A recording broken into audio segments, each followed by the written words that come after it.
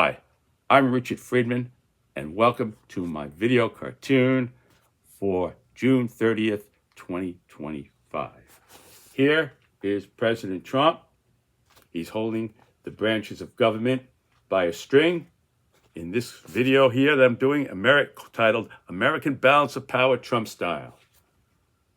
Okay, now here is Congress, which is about to pass his big, beautiful bill that takes away trillions of dollars from Medicaid and continues with the tax breaks that he gave to the rich.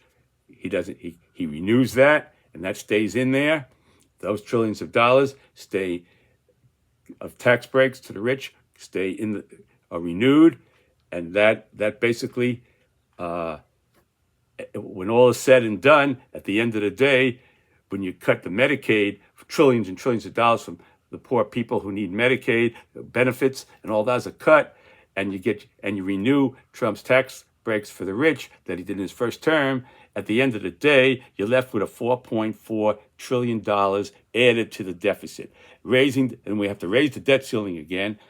And basically, that raising the debt ceiling is like quicksand, because the more you raise the debt ceiling, the more you're able to borrow, and the more you borrow, the more you go into debt, and that sinks us down further. So there's your Congress here seems to appear, but Trump said, luckily they got a break in that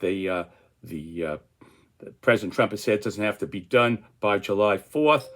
So they'll be able to go home to their people and celebrate the 4th of July in peace, and people won't be yelling and screaming at them. So when they come back after the 4th of July vacation, then they could pass the bill and they won't have to go home for a while. So they could have a nice 4th of July back in their home. All the Republicans can have a good time back home on July 4th, and they don't have to worry about the bill passing until a couple of weeks after July 4th. And then they'll pass it. So they'll get their 4th of July in. Nice fireworks. Okay, so that's Congress here. So Congress has gone along basically with President Trump on that and many other things, that they let go. But I'm just giving you the latest example. I'm not trying here to be a commentary. I'm just trying to, like a TV an analyst or anything like that. I'm a cartoonist, and I'm trying to give you some little bits and pieces that you think for yourself. Okay, now the next thing here, we have the Department of Justice here. Okay, now here is the Justice Department, now run by Attorney General Pam Bondi.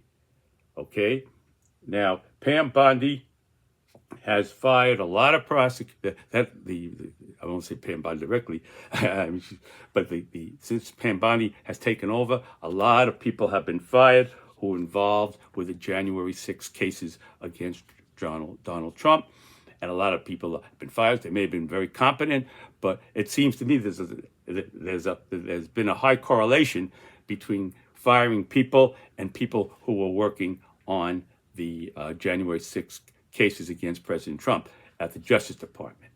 So there you go. So that's that again. There's the Justice Department on a string in a way. Okay, so that's basically it. It is a correlation. No statistician, any statistician who came in and did an analysis would definitely say there was a correlation between people who worked on cases at the Justice Department against the January 6th cases against Donald Trump and who were fired. There would be a statistical correlation. So that's all I'm saying here. Okay, you take it from there. Now, the next thing here we have the Supreme Court. Okay, there's the Supreme Court. Okay, now, Supreme Court has given basically President Donald Trump immunity. They voted in a 6-3 decision. All the conservative justice majority have voted to give President Trump immunity, which is now, we're seeing the results of that now in that, and he's immune from any kind of prosecution against anything that he might have, that he might do that's even remotely connected to his office, his job his basically the things he does as president of the United States, his responsibilities as president of the United States, anything that he does, he has basically immunity to, and you could go and you could look into it further, but you have to really climb the ladder to prosecute him on anything that he does under his rights as president of the United States, or under his job description as president of the United States. Let's put it that way. Okay, and also the latest thing here was the birthright citizenship. Now they had the court had a thing before them, the birthright. I said that before in another video, so I'm just going to go over it briefly here. So the thing was that the birthright citizenship, the court refused to address that, and they kicked it down the road for 6 months. All they said was basically based upon history, the founding fathers didn't want any universal injunctions, so to discourage anybody from bringing a universal injunction against the president of the United States for anything, the birthright citizenship, that's in there, it's in the bag, but along with any other things that could come up, that also will be in the bag. It will be very difficult for anybody to bring to try to get a universal injunction to stop. Injunction means to stop President Trump from any thing that executive order or anything that he should initiate. Okay, because again, going back to the founding fathers, that Amy Coney Barrett said, she read the decision, that basically we got to go back to the founding fathers. They didn't address this universal injunction, so we can't do anything about this now. We'll kick the can down the road. We'll talk about it in 6 months, about the constitutionality of doing away with birthright citizenship. Okay, so that was again, that was the Supreme Court here. There was the Supreme Court. Now, here's the FBI, now being run by FBI Director Kash Patel, and there's concerns here about people being, at the FBI, people being shifted around here, you know, a lot of people being shifted here. They're going from here, they're sliding them down to there, and here going from there, sliding down to here, and everybody's being shifted around, you know, upside down. A lot of people being shifted around in different areas for some reason. And basically, the thing is that there's concern now that we're in a situation with Iran over the bombing of their nuclear sites and stuff.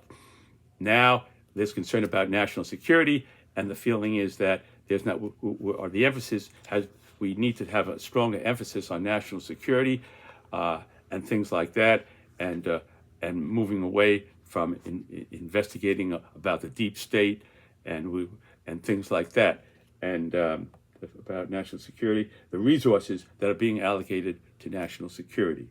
Okay. So that's, I don't want to dig like they do on TV. I just want to give you the basics, concerns of the things people have raised, and this is, again, it seems that President Trump has his thumbs on the our branches of government here, as I've given you a brief way pointed out symbolically here in this cartoon. There it is. Okay. The Congress, Justice Department, FBI, and Supreme Court. He's got you and me, brother, in his hands. He's got the whole United States in his hands. He's got all of us in his hands. He's got the whole American branches of government in his hands. There he is. There it is. Okay. All right, folks. Thank you for watching my video. God bless you, and I'll see you next time. Take care, folks. Hang in there.